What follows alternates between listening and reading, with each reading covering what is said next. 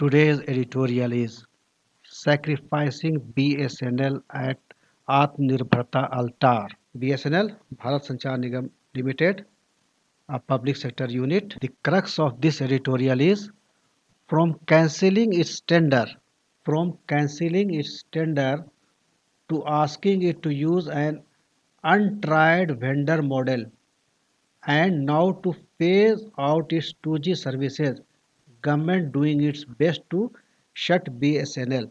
This editorial cites two reasons that will harm the interest of Bharat Sanchar Nigam Limited, a telecom public sector unit. First is government has cancelled its tender and asking it to use an untried vendor model.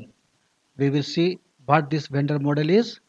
And second is to phase out its 2G services. And these two measures are sufficient to shut BSNL. Now let us see this graph.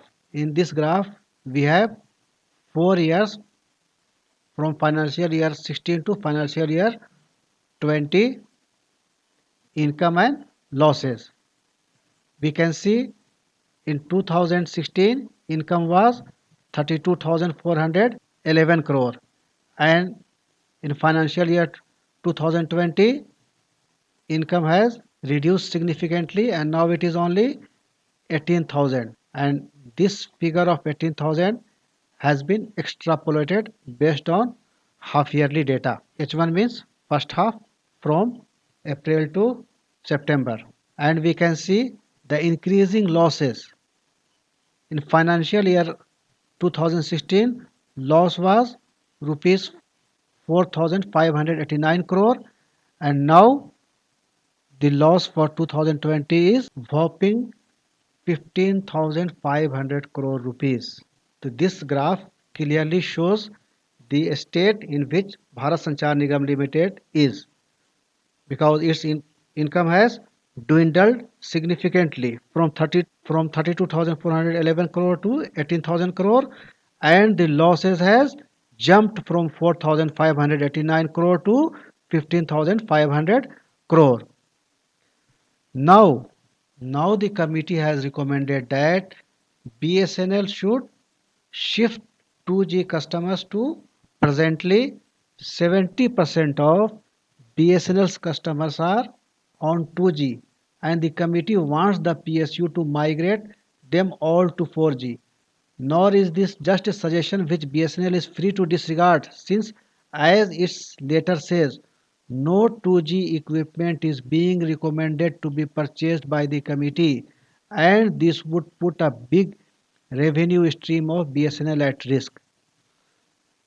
It is just like saying that whatever you are good at and whatever your strength is, your 70% customers are on 2G and you are asking that shut down 2G and shift to 4G, and the reason given by the committee is average revenue per user for 4G is rupees 140 per month and for 2G it is rupees 50 per month. And now coming to vendor model. What is this?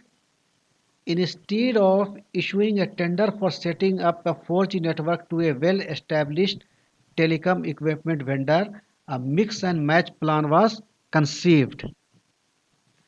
Rather than giving a turnkey project to a Nokia or an Ericsson, the government felt, why not buy individual parts of the network from different vendors and then put it all together? In turnkey project, the project is completed by the vendor. In the case of telecommunication, Nokia and Ericsson are very good at completing the project, and after completion of the project, it is handed over to the concerned party, here BSNL, and so it is very easy to work once turnkey project has been completed, has been handed over to BSNL. But now the government is asking them take dif- government is asking them to buy individual parts of the network from different vendors and then put it all together.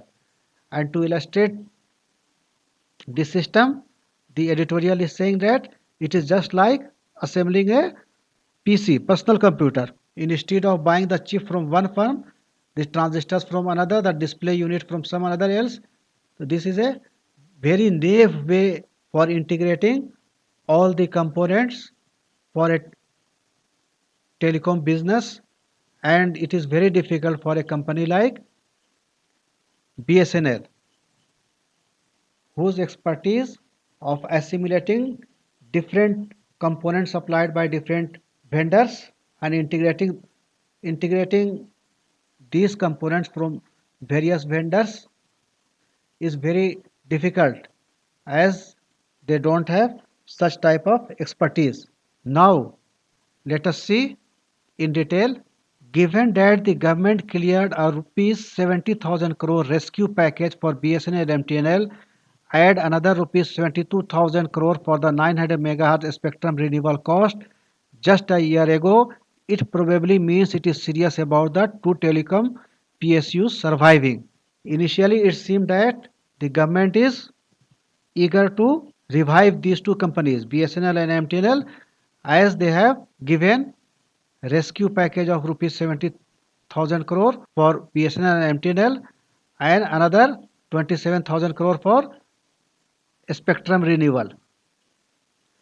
Never mind that the bailout package is hopelessly ambitious, as a result of which there will probably be another few bailout packages later. While BSNL's revenue fell 45% in 4 years from financial year 16 to financial year 12, as just we have seen in the graph, the revival package assumes they will rise 90% from rupees 18,000 crore in financial year 2020 to rupees 34,270 crore in financial year 2024.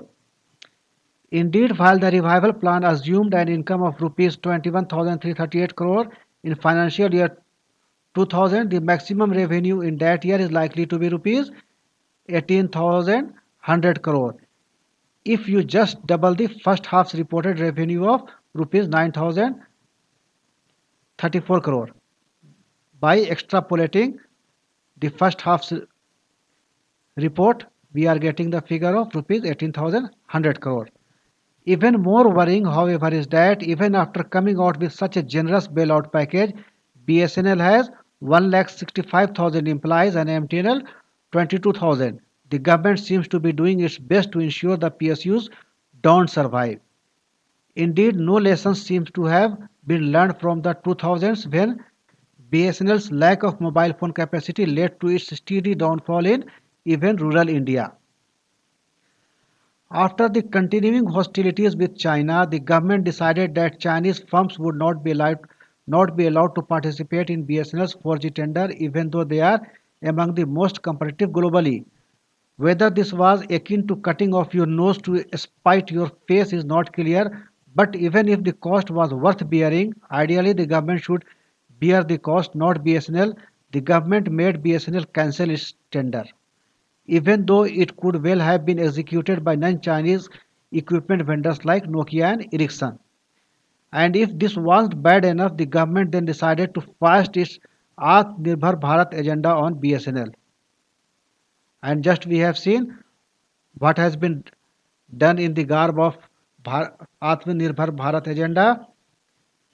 BSNL has been asked to buy individual parts of the network from different vendors and then put it all together. And it is going to be a very Herculean task, and its success has many doubts. That someone else, according to the new plan, can be a software company, for instance, that has the capability of putting it all together. Theoretically, it is possible that this solution may be cheaper, and it has the added advantage that even smaller Indian firms can now hope to bid for some parts of BSNL's tender. The point, however, is that the solution has hardly ever been tried, least of all by a firm of BSNL's capabilities, and the possibly lower cost of the new method, assuming it works without a glitch, are far outweighed by the likely loss in revenues from BSNL not having equipment to service potential 4G customers. Unless the whole world is made of stupid people, this is the same reason why firms buy computers from well-established brands instead of trying to put it together themselves. Committee has recommended that BSNL's all 2G subscribers or customers should shift to 4G networks, but the capex capital expenditure for 4G is only rupees 15,000 crore, and a modest network will cost more than double that amount. At least rupees 30,000 crore would be required for rolling out 4G. Not now, given that BSNL's costs have been underestimated and revenues over projected, it is likely that shutting down BSNL is a cheaper solution than keeping it going. But no government would like to be one to sack 1,65,000 persons, so the bailout package is understandable. But at least let BSNL function.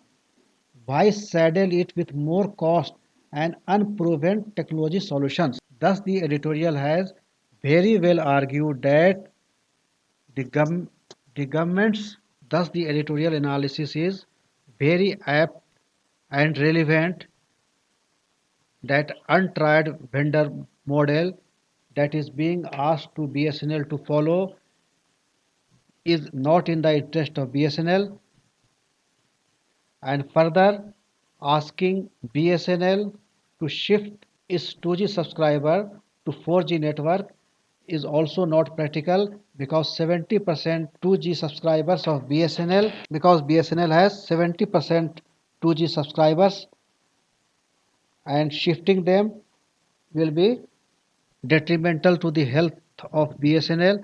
And further, for rolling out 4G, the capital expenditure capex made available is rupees 15,000 15,000 crore only, and the required expansion of 4G will require nearly rupees 30,000 crore. So government has done a disservice by cancelling BSNL's tender. And suppose government is not buying from Chinese company Huawei or ZTE, but Ericsson and Nokia could have been given the tender, should have been given the tender in turnkey project basis, and that would have been beneficial for BSNL's survival, and they could have started the service at the earliest. But it seems that before shutting down BSNL and MTNL, government wants to give 1,000 cut to these companies, and ultimately taxpayers taxpayers money will be used for reviving and surviving and for the payment of staff of these companies. That's all for today. Thanks for listening.